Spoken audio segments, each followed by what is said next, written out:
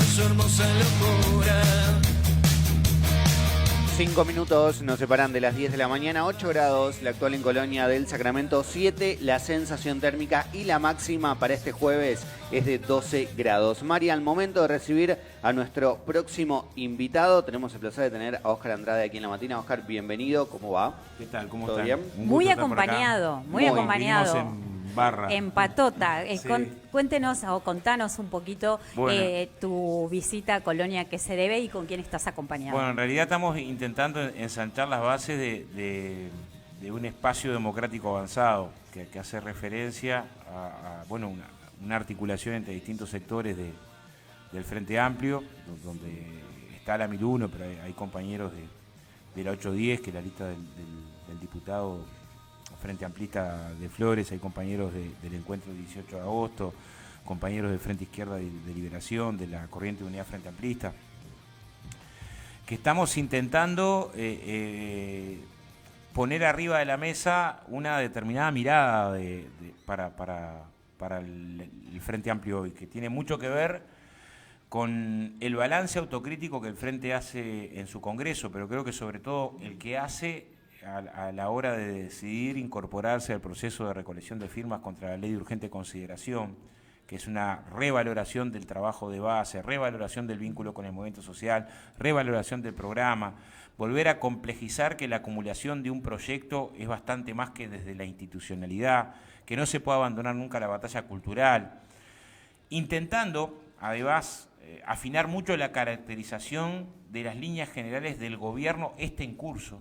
Yo creo que por lo menos en 4 áreas que son claves para significar la acción política. La acción política del año que viene, que es año de elección, no puede ser de una contienda que parezca una contienda deportiva. En todo caso, se reflejan proyectos de país que tienen un anclaje profundo en la forma en la que entendemos, por ejemplo, la justicia social. O sea, que tengamos presentaciones de rendiciones de cuentas que no midan la desigualdad, tiene que ver con una forma de entender la economía y de entender la política. Bueno, que se haya ensayado una reforma jubilatoria que ajusta 2.000 millones de dólares sobre trabajadores y jubilados y que no le pide medio centésimo partido para la mitad a sectores poderosos para financiar la seguridad social, es paradigmático, o sea, es un emblema. Si alguien quiere encontrar en las medidas de gobierno una característica de cuando denunciamos que ubica la desigualdad, puede encontrar varias, pero nada tan claro como la reforma jubilatoria, porque las otras uno las puede ubicar, hubo un contexto de pandemia y hubo rebajas a ley de jubilaciones, pero estaba la pandemia. Bueno, en el caso de la reforma jubilatoria, no, la reforma jubilatoria se dio fuera de la pandemia, se aplica fuera de la pandemia y hace que hoy un trabajador que queda, o trabajadora en alta por discapacidad, cobre un 40% menos. Que quien mañana acceda a una jubilación por edad avanzada, cobra un 20% menos. O sea, es muy duro. Y que los trabajadores, en el mejor de los casos, tengan que trabajar más años para jubilarse, pero si por ahí quedaste sin trabajo ante los 65, arreglate como puedas. O sea, todos sabemos que son muy pocos los trabajadores que tienen margen de ahorro como para decir quedé sin trabajo a los 62 y los 3 años que me falta cumplir, vivo de mis ahorros hasta llegar a los 65. En general, la inmensa mayoría de los trabajadores uruguayos vivimos al día. Y cuando patinás, al poco tiempo estás en una situación de muchísima incertidumbre. Que no se hayan colocado mecanismos para decir, pero el que tropieza entre medio va a tener estas alternativas para poder no quedarse sin cobertura ninguna. Entonces, tenemos un gobierno, en nuestra opinión, que es profundamente impopular, y creo que esta es la cara más clara. Segundo, salpicado por fenómenos de corrupción, uno atrás de otro. O sea, capaz no nos damos cuenta, pero hace un año atrás todavía no había saltado lo de Marcet y el pasaporte al narco más peligroso del país, entregado de manera por fuera de la norma, por fuera de la valija diplomática, de manera express, a alguien que estaba preso por tener un pasaporte falso y a punto de ser requerido por la Interpol Paraguay por información del Ministerio de Interior del Uruguay, que es el que le emite el pasaporte. Si uno cuenta esto y dice, pero esto es un escándalo de una dimensión enorme. Bueno, al poco tiempo tuvimos los de Astesiano, tuvimos renuncias de ministros, después las situaciones en vivienda y las compras de la UTE a la empresa justo a la empresa que le hacía espionaje a senadores y a dirigentes. O sea, como que ha pasado un tiempo donde un día sí y otro día también se dan situaciones de corrupción o de manejo insólito a los medios, de los recursos públicos. Voy a poner un ejemplo. Estos días saltó el tema del contrato de Antel. Nosotros denunciamos la semana anterior. Perdón, ¿te referís al contrato de Petinati? Claro, pero, a ver, mucho más grave, en nuestra opinión, es que un año antes, Antel decide darle $9 millones a los canales privados. Yo creo que hay que apoyar a los medios. Ustedes saben, son un medio chico. Bueno, a nosotros no tenemos pauta de Antel. Nunca nos llega nada. Si será importante, para que se escuchen todas las voces, que los apoyos no sean a los más grandes, sino que sean a los que más lo precisan. Entonces le dan $9 millones a los canales 4, 10 y 12. ¿No? A cambio, los canales podés ver parte de la programación en el celular. Los informes eran que era un negocio muy malo para Antel.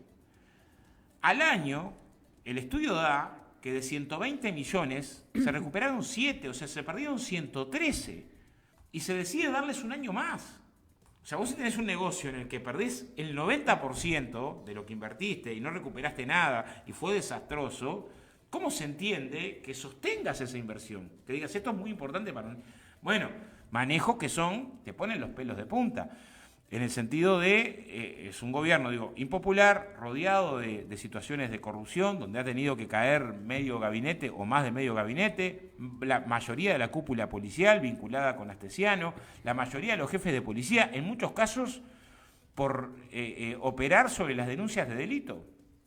El caso de Cerro Largo, estaba vinculado al contrabando también el jefe de policía, o sea, una situación muy complicada. El tercer costado, con medidas de deterioro democrático. Yo sé que se discutió poco, pero en Uruguay tuvimos 9 meses a la intendenta de Montevideo en medio de un juicio político destituyente. Es de una gravedad institucional. Nosotros muchas veces por estos temas, Marcea, Astesiano, decimos, ameritan un juicio político. Y vos decís, no, vamos a pensarlo muy bien, porque en realidad ponés al Uruguay todo en una situación de mucha incertidumbre. Es una decisión con la que hay que tener muchísima responsabilidad. Y la derecha en Uruguay inicia un juicio político contra la intendenta de Montevideo argumentando un retraso de pedido de informes cuando, en el Parlamento el retraso de pedido de informes es de más de la mitad de los pedidos de informes.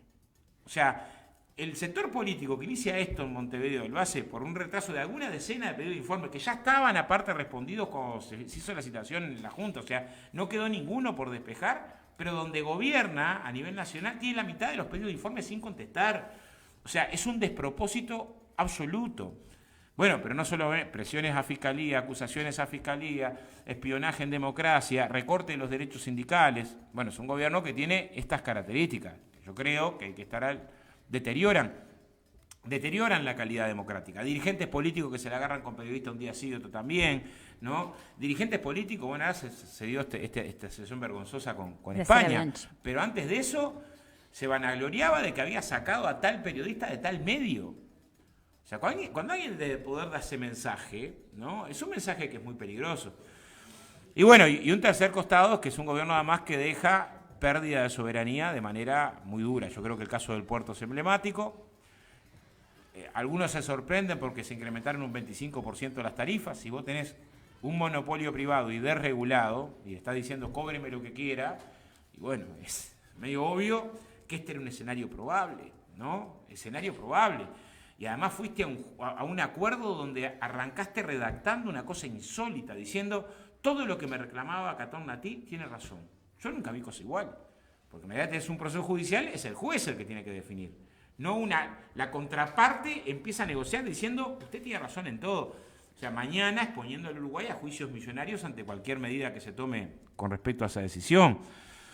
Yo creo que algunas de estas cosas empiezan a quedar claras, pero además nos obligan a que este momento, que es un momento donde estamos definiendo el programa del Frente Amplio, que bajó a la discusión de las bases en el último plenario, las tengamos en cuenta para cómo nos paramos el año que viene. O sea, tiene que haber mucha claridad en los proyectos de país. Nuestro proyecto es un proyecto que apunta a la justicia social y tiene que tener una batería de medidas que van en esa dirección. Nuestro proyecto es un proyecto que apunta al desarrollo productivo y tiene que tener un conjunto de medidas muy específicas para apuntalar el desarrollo productivo. Nuestro proyecto es un proyecto que profundiza la democracia y tiene que también tratar de ser muy claro en el sentido de que vamos en una dirección donde no hay atajo posible que ensanchar la participación ciudadana a los efectos de las transformaciones. Y bueno, el Frente tiene que recuperar eso y saber después, porque por algo obtuvimos la derrota electoral que tuvimos, por más que fue por margen mínimo, fue que el proceso de acumulación es un proceso de acumulación sobre causas y derechos que hay que darlo desde la institucionalidad y los gobiernos, sí, pero también desde los barrios, territorios, cooperativas, colectivos, organizaciones sociales, comisiones de fomento, sindicatos, o sea, que también hay que tener mucha presencia en la sociedad para ganar la batalla más difícil de todas, que no es solo la económica, sino la cultural. No se puede la justicia social si el Uruguay no es más solidario. A mí me pasa con esta discusión de la seguridad social. A veces discutís con un compañero y otro y decís, pero fíjate que la gente que ha tenido trayectoria de laburo más embromada, que es la que se jubila por edad avanzada, 20 puntos pierde. Y te dice, pero por algo tuvo una trayectoria embromada. A veces tenés respuestas que no necesariamente se colocan en el lugar del otro. O fíjate si quedás sin changa a los 61, ¿cómo haces para hasta los 65? Todos sabemos lo difícil que es reconseguir trabajo a esa edad hoy. Si quedó sin trabajo por algo que se... O sea, a veces las respuestas no siempre son las que tendríamos que construir. Bueno, esa es una batalla que no podemos descuidar, porque si pensamos que el cambio jurídico automáticamente genera el cambio cultural, es que no aprendimos que eso no es así. Nos falta empatía. Hay que construirla. También, digo una cosa, ¿no? A mí me pasaba la otra vez en un debate que tuvimos en un comité en Villa Española. Digo, miren que acá a la vuelta hay gurises que están en Brazo Solidario, que están dedicando todos los días para mantener un comedor y juntan ropa, y existen esfuerzos en la sociedad. Lo que digo es, ¿qué es lo que va a predominar? Yo creo que ese es el mejor Uruguay. O sea, el mejor Uruguay no es el que aprovechó la pandemia para cobrar 3 veces más caro el alcohol en gel. Es el que puso una olla en su casa para que los vecinos pudieran comer en medio de la crisis económica que se vivió cuando el Uruguay se paralizó de un día para otro. Entonces, también es, cuando elegís un proyecto de país, ¿de qué lado elegís pararte? ¿Es del lado de la competencia y del sálvese quien pueda, o es del lado de la solidaridad y vivir como comunidad? Y que no alcanza para ser feliz como le va a uno, sino, a ver, los datos que presentó la Universidad de la República sobre la infancia la semana pasada son dramáticos. O sea, que tengas barrios donde 4 cada 10 niños están en inseguridad alimentaria grave, es una patada en el pecho. Porque no somos un país que tiene ausencia de alimentos, producimos alimentos para 30 millones de personas. Que tengamos en condición de inseguridad alimentaria grave niños, no tendría que ser un problema de un partido político. Es un problema de la sociedad. No puede ser blanco, colorado, frente amplista. Bueno, esto no. Y ahí tenemos un desafío. Nosotros estamos armando programas. Y ahí es parte de las cosas que queremos ir un poquito más allá. Es decir, si desde la oposición nos planteamos en medio de los informes de la Cátedra de Alimentación, de la Escuela de Nutrición y demás, de que tendríamos que ir a un sistema donde en los CAIF, en las escuelas y en los liceos se garantizara la alimentación todos los días del año, bueno, mañana si somos gobierno no nos podemos olvidar de esas ideas, porque no pueden ser que eran ideas importantes cuando estabas en la oposición. Entonces también tenemos desafíos de decir, bueno, si queremos acuerdos nacionales sobre algunos temas, por ejemplo infancia, tenemos que tenerlos con mucha claridad en la propuesta programática, y este es un tiempo para ir construyendo eso, porque en todo caso...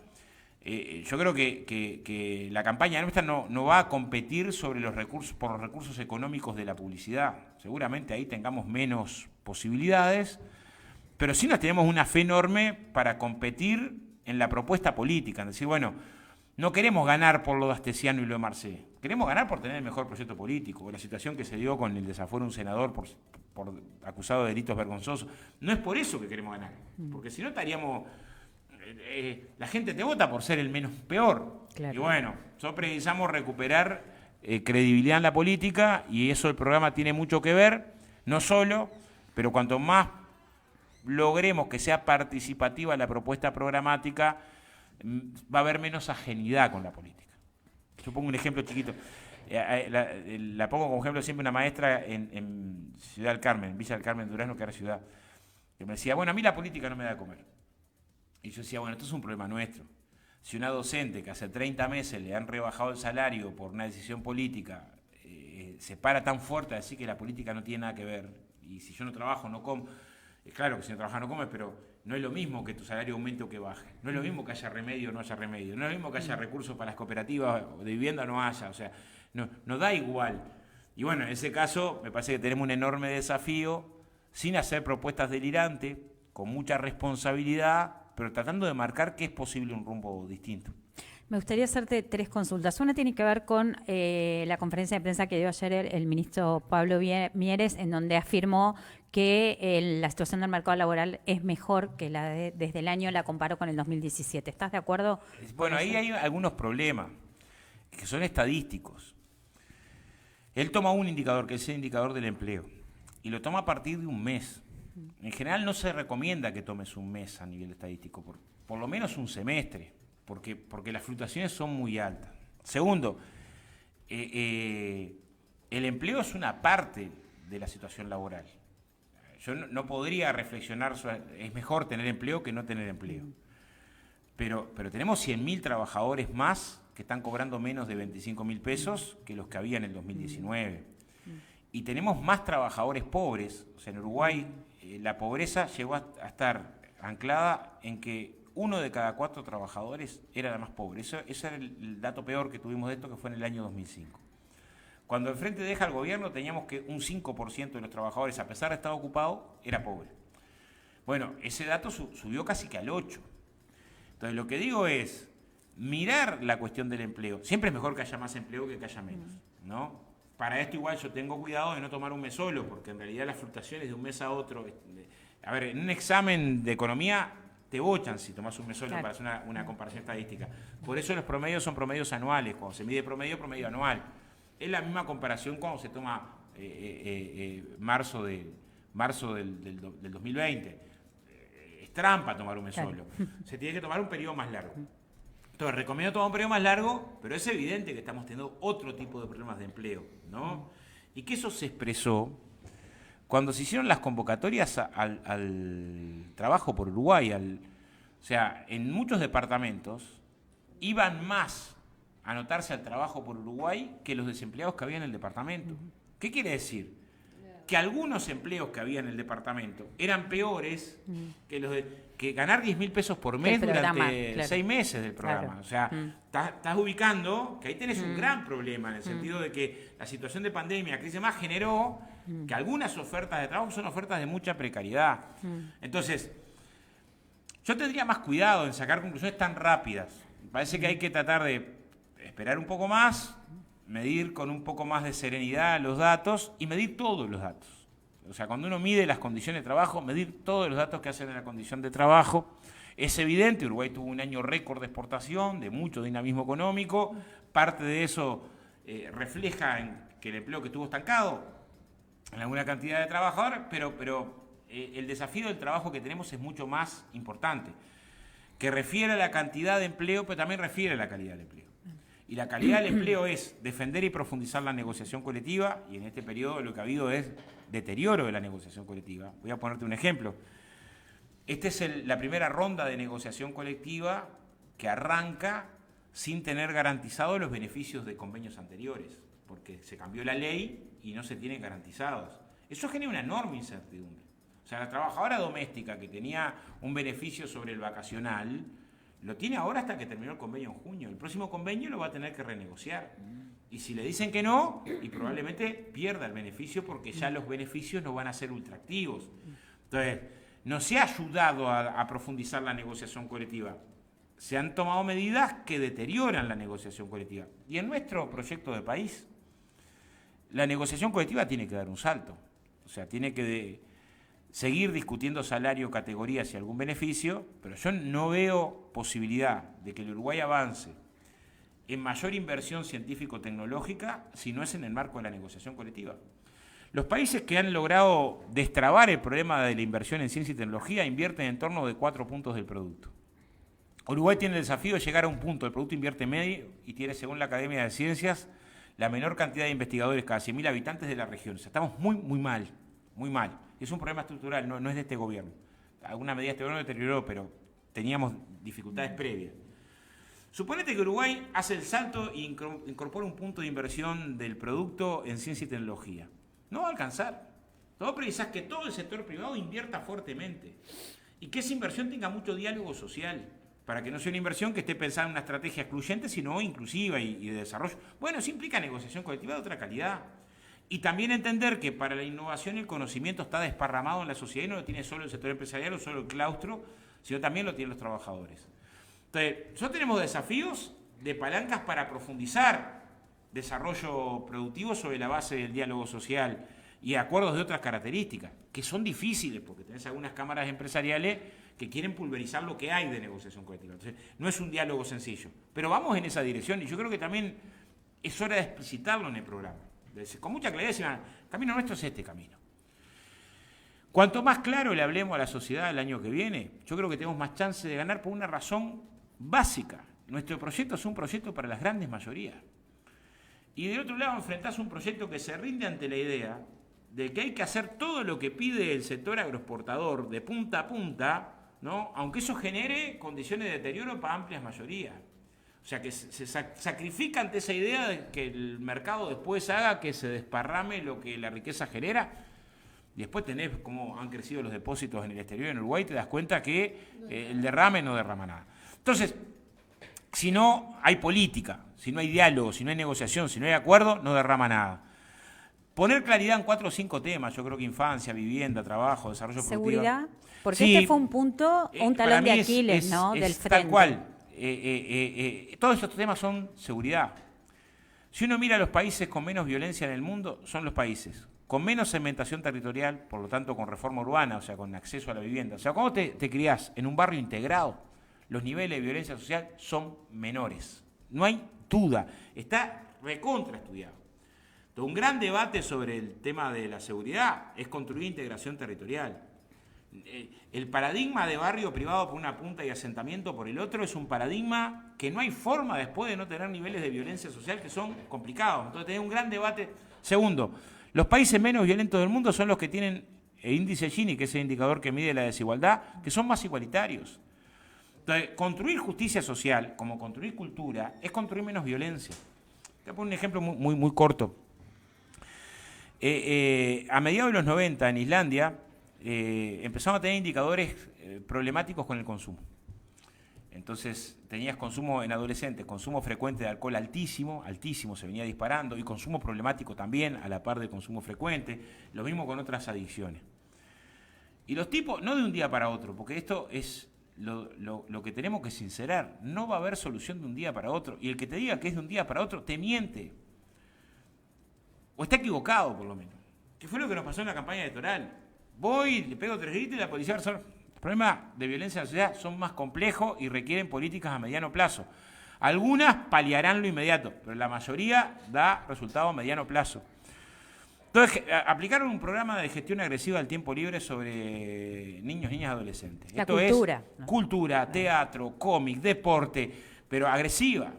Claro, a los 10 años vos mirabas, si se desplomó el consumo problemático, se desplomó el consumo frecuente, se desplomó, y además mejoraron todos los indicadores de salud de la población. Hay todo otro costado que ahorrás, en el sentido de no solo de cárceles. Entonces, hablar de violencia en la sociedad implica un desafío de cambio de paradigma.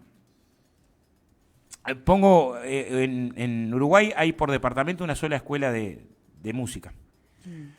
En Montevideo tiene 2, creo. Mis gurises fueron a una de las 2 porque justo vivían en La Guada cuando ellos iban a la escuela. Yo te puedo asegurar que son gurises menos violentos los que tienen la posibilidad de acceder. Y escuelas públicas tenemos una cada decena. Bueno, estamos con un problema. ¿Cómo das una respuesta que tenga integralidad en todas las dimensiones, que implica asumir que delitos no violentos primarios tienen que tener medidas alternativas? Porque si mandás al delito no violento primario a la cárcel, terminás sacándolo 10 veces peor. Y esto pierde votos cuando lo decís. Porque en realidad me manotearon un par de campeones de la cuerda y yo lo quiero perpetua. Claro. Ahora, en términos de el tipo de sociedad, tenés que asumir que tenés que construir los países que lograron resolver el tema de la violencia, aparte de resolver el tema de la integración territorial, aparte de resolver el acceso a la cultura, más desigualdad, generaron que la cárcel es última ratio. Y sobre todo para tratar de adicciones la tratan desde el punto de vista sanitario. Claro. Entonces, acá hicimos todo lo al revés. Aplicamos un conjunto de medidas a delitos que están vinculados a las adicciones, que son más altas que el homicidio. Entonces, ¿vas a llenar las cárceles de adictos pobres? Sí, qué bárbaro. No, eso nos va a dar un resultado fenomenal en materia de seguridad para el día de mañana. Al revés, o sea, generás un enorme problema. Los países menos violentos tienen un promedio entre 40 y 50 personas privadas de libertad cada 100.000 habitantes. Uruguay está en 400. Si se cumplen los pronósticos que dice el comisionado, podemos terminar en el 2025 siendo el país con mayor cantidad de gente presa por habitante del mundo. pensar que esa es la solución de la seguridad es un mensaje equivocado. Toda la academia está en contra de esto, pero nosotros, como lo que gana votos, es decir, yo voy a resolver la seguridad dándole penas más duras y punto, ¿no? Y en ese camino venimos hace, lamentablemente, mucho tiempo, por lo menos desde la Ley de Seguridad de mediados de los 90, y lo que hemos hecho es incrementar la población carcelaria por varias veces y al costado incrementar los delitos. No es que incrementar la población carcelaria disminuye los delitos, sobre todo el delito más elocuente, que es el homicidio, que es el que no podés tapar, ¿no? Este periodo, con la caída de toda la cúpula policial y la mayoría de los jefes de policía, en muchos casos por no pasar las denuncias, es muy difícil tener fiabilidad sobre otros delitos. Cuando además no hay encuestas de victimización, y las que hay, que son las que hizo el parámetro, dan que subió la cantidad de gente que dice haber tenido delitos, sufrido delitos. Entonces, no podemos hacer demagogia.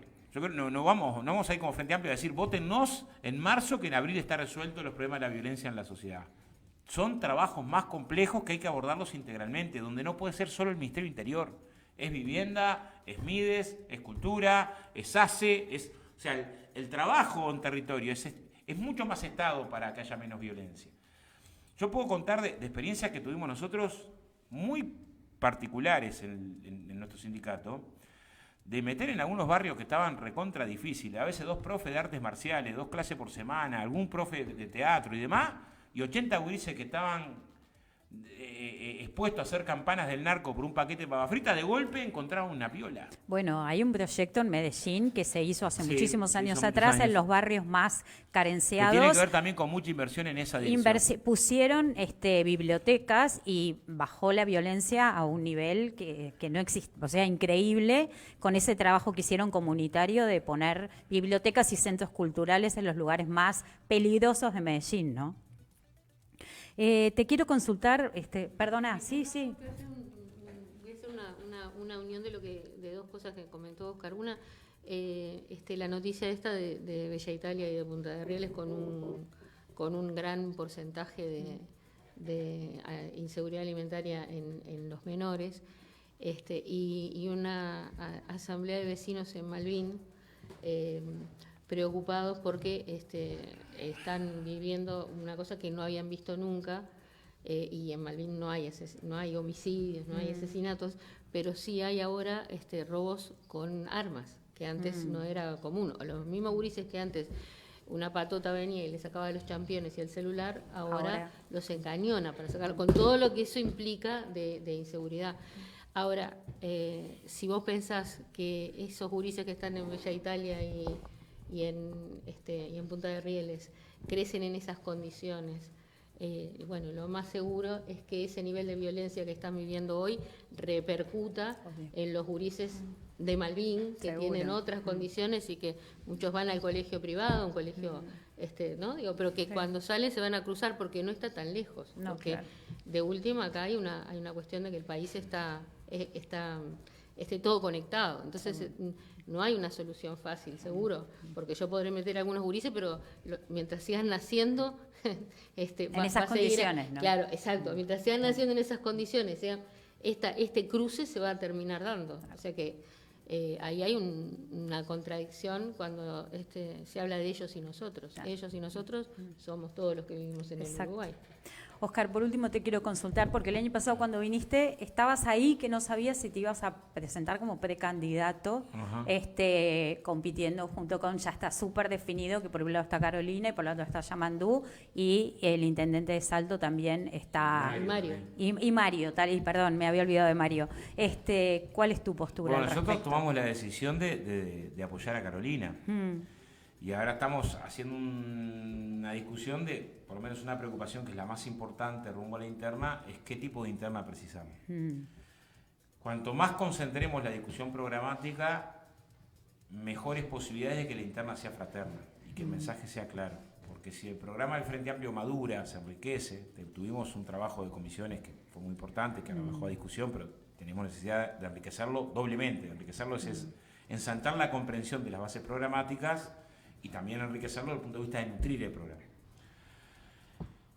Mejores posibilidades tenemos de una interna como la que precisamos. Una interna que sea una interna mirando octubre, no una interna pensando que la patria o la tumba se resuelve entre nuestros candidatos. Y y corriendo riesgo, si pasara ese escenario, de que la interna nos caváramos una fosa. La interna tiene que ser donde construyamos una lógica que para la inmensa mayoría del uruguayo y uruguaya no le dé tanta preocupación si es Yamandú Carolina o Carolina Yamandú. Claro. Uno puede tener matices o valoraciones de por qué es mejor uno u otro para encabezar, pero en realidad no puede ser ese el centro de la discusión. Y el centro de la discusión hacia la interna lo tenemos que tratar de concentrar en por qué nuestro proyecto es mejor que el de ellos, además. A mí, yo pienso que sería una victoria triste, una victoria que se dé porque, bueno, estuvo Abasteciano, estuvo Marcel, el caso Penadé, la ministra de Vivienda y las entregas, el coso, y Vertical Sky con UTE. Bueno, en realidad ganaste, pero no ganaste. Ganaste porque se patarró lo otro, no porque tu proyecto colocara claves con contenido que genera esperanza. Y yo creo que lo mejor de la política está en esa cancha, es decir, bueno, construyamos arriba de la mesa que nuestra propuesta política sea capaz de construir esperanza. Y bueno, estamos en ese momento ahora. Y este espacio político en el que están, te digo, desde la amplia, varios sectores del Frente Amplio, intentando armar un paraguas común, intenta mirar o aportar desde ese lugar, respetando otras miradas. Puede haber una mirada que priorice ya la campaña electoral sobre tal candidato. Bueno, nosotros hoy estamos tratando de no priorizar campaña electoral sobre candidatos, sino decir, bueno, es el momento de discutir programa, de discutir estrategia, de discutir atrás del programa y la estrategia, qué fuerza social ponemos atrás, de valorar de que por algo perdimos el gobierno. Y en el por algo perdimos el gobierno hay mucho de haber descuidado el trabajo de base, el debate estratégico, la relación con los movimientos sociales. Bueno, el interior. Los interiores, diría yo. Pero aparte, cada interior tiene su particularidad, que es el de esa localidad, y que si no lo atendés, después perdés pie de manera muy potente. Entonces, los jóvenes, ¿no? Los jóvenes, que siguen siendo mayoritariamente frentamplistas en el voto, pero bastante menos de lo que eran. Entonces, los movimientos ambientales, feministas, o sea, creo que hay como mucho diálogo para construir, para lograr eso, que creo que es el mejor escenario, que no ganés porque se acumularon del otro lado un montón de situaciones dramáticas, algunas dolorosas y otras vergonzantes, sino que ganés porque tu proyecto es el mejor, ¿viste? ¿No? Yo sé que a veces, nos pasó ayer, el escándalo internacional con la vicepresidenta en funciones, tratando de narcotraficantes al presidente de España, y bueno, genera una situación, pero no quiero ganar por eso. O sea, en realidad tratás de ganar por tu propuesta, y creo que en eso nos tenemos que concentrar, ¿no? Sí, en el caso, digo, para aclarar, nosotros como 4 y 18 de agosto integramos el Espacio Democrático Avanzado, pero nosotros no tenemos pronunciamiento por ninguno de los candidatos. O sea, por ahora seguimos esa línea que viene expresa Óscar, y no tenemos ningún apuro tampoco en definir cuál. No, pues nos parece que en esta etapa lo central está ahí, está en ese juego de conversar con la ciudadanía. ¿Qué Uruguay queremos los uruguayos? ¿No? O sea, y es un ida y vuelta, o sea, es un ida y vuelta que tiene que ver con el diálogo con los que están organizados y a veces con los que no están organizados también. Digo, no sé por qué. La política es para los comunes, no para los políticos. Ahí me quedó un costado sobre el tema de la violencia, si será más complejo. Yo no voy a decir, mira, en los últimos años se han multiplicado los casos de violencia intrafamiliar. Y eso es un problema del Ministerio del Interior. O sea, en términos también de violencia de género. Y también estos temas está estudiado su vínculo que tiene con los problemas de salud mental y el suicidio. Vos decís, la cuestión de la violencia en la sociedad, ¿no? Es bastante más complejo de quién va a poner de jefe de policía, de lo que queremos vender. Yo sé que eso capta más votos más fácil, ¿no? Resuelvo ya. Pero precisamos un debate más profundo, necesariamente más profundo, y un acuerdo que sea un acuerdo con la comunidad científica, con la comunidad académica, que sea un acuerdo que además tenga una base social amplia y en todo caso sobre esa base ver las posibilidades de acuerdo político. Pero que no empiece por arriba. Porque a veces cuando empieza por arriba la posibilidad de construir acuerdos después termina siendo todo lo contrario y con resultados que agravan la situación y no la resuelven. Bien. Bueno, Gracias. Un por la placer visita. tenerlos acá. Muchas Gracias por gracias. venir. Y bueno, las puertas están abiertas para cuando quieran regresar, ya saben. Buenísimo. Gracias. Bueno, muchas gracias. Por a favor. la Colonia. Un placer tenerlos por acá. Despedimos a Oscar Andrade. Nosotros seguimos compartiendo la matina con ustedes acá en Radio Viva 96.3. Nos quedamos hasta el mediodía. Nuestro WhatsApp más que habilitado es 099-520-963.